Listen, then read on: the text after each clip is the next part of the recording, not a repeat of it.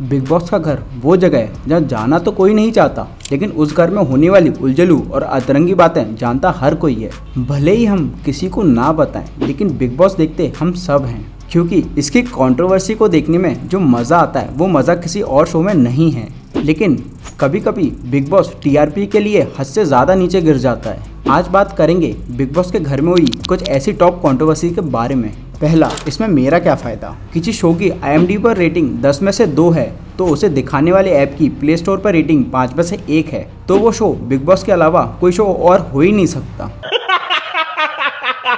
Big boss अच्छा खासा TV पर बिना किसी रेटिंग के खेल रहा था, लेकिन सलमान भाई उसे OTT पर ले आए और स्टार भी बुलाए तो सोशल मीडिया के, और उन्हें जज करने बिठा दिया MC स्टैन को। बिग बॉस कंट्रोवर्सी क्रिएट करता है, लेकिन ऑन स्टेज अपने ही बुलाए किसी कंटेस्टेंट की बेइज्जती करने वाला लेवल अब तक टीवी पर टच नहीं हुआ था। पुनीत सुपरस्टार को पहले शो की शुरुआत में जलील किया गया और उसके बाद शो शुरू होने के बाद एक दिन में ही उन्हें निकाल दिया गया, और उसके बाद से ही बिग बॉस के नए सीजन की अच्छी खासी हेट मिल रही है, जो कि सही भी है। हर किसी शो में MC स्टैन किसी को क्रिंज बोल देते हैं तो वो शो कितना क्रिंज हो चुका है इसका अंदाज़ा नहीं लगाया जा सकता। दूसरा, अरेस्ट ऑन द सेट।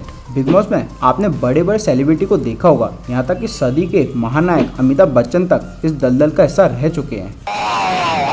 लेकिन क्या आपको पता है यहाँ पर एक बार पुलिस भी आई थी? जी नहीं, ना तो हम बात कर रहे हैं इंस्पेक्टर चुड़ैल पांडे की, ना ही हम बात कर रहे हैं इंस्पेक्टर विजय दीनानाथ चौहान की। हम बात कर रहे हैं असली पुलिस की, जो यहाँ आई थी और अरमान कोहली को अरेस्ट करने। अरमान कोहली सीजन 7 का हिस्सा थे और उसी सीजन शो का हिस्सा थी सोफिया हयात। शो के दौरान दोनों का रिश्ता खट्टा मीठा रहा, लेकिन सोफिया के एलिमेंट होते होते खट्टे मीठे में सिर्फ खट्टा खट्टा ही रह गया। बिग बॉस के घर से निकलते ही सोफिया पुलिस स्टेशन गई और उन्होंने अरमान के खिलाफ रिपोर्ट दर्ज कराई। इसके बाद पुलिस ने अरमान को बिग बॉस के सेट से ही उठा लिया। अरमान के खिलाफ पुलिस के पास एक अच्छा खासा फुटेज था, जिसमें वो टास्क के दौरान सोफिया को अब्यूज करते हुए नजर आ रहे थे। अरमान का कहना था ये सब स्क्रिप्टेड था।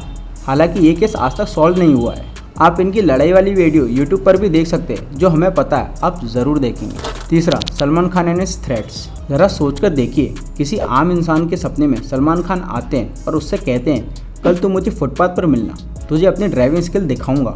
ज़रा सोचकर देखिए उस इंसान की क्या हालत होगी। सलमान से इंडस्ट्री में सब खौफ खाते हैं और ये फैक्ट है। ये फैक्ट पूरी तरह से साबित तब हो गया है जब सलमान के धमकाने के बाद जुबैर खान अपने आप को मारने चल पड़े थे। हुआ ये था कि लड़कियों के सामने हीरो बनने के लिए सलमान ने जुबैर को कुत्ता बोल दिया था और इसके बाद माफ़ी मांगी भी थी पूरी दुनिया के कुत्तों से। सलमान ने उन्हें ये भी धमकी दी थी कि बाहर निकलने पर उन्हें काम नहीं मिलेगा। जुबैर पर इस धमकी का इतना असर हुआ कि उन्होंने जहर की गोलियां खा ली और उसके बाद उन्हें अस्पताल में भर्ती होना पड़ा। खैर, इससे बढ़िया तो वो एक प्रेस कॉन्फ्रेंस कर लेते। तू समझा? हाँ। नहीं, तू समझा नहीं। हालांकि कई सारे लोगों को तो यह भी लगता है कि बिग बॉस एक सस्ती TRP वाला स्टंट था, क्योंकि जब इस घर में सब कुछ बिग बॉस की टीम ही सप्लाई कर रही है तो यहाँ जहर कहाँ से मिला। चौथा, टाटा गुड बाय खत्म। बिग बॉस में लोग किसी भी तरह से 3 महीने लगातार रहना चाहते हैं और टाइटल को अपने नाम करना चाहते हैं, लेकिन राहुल महाजन ऐसे कैंडिडेट थे जो बिग बॉस के घर से ही भाग गए थे और फिर उन्हें ढूंढा गया था। हुआ ये था कि राहुल महाजन, रजा चौधरी, जुल्फ सयाद और आतिश कौशट ने दीवार चढ़ी और दीवार को क्रॉस कर भाग गए।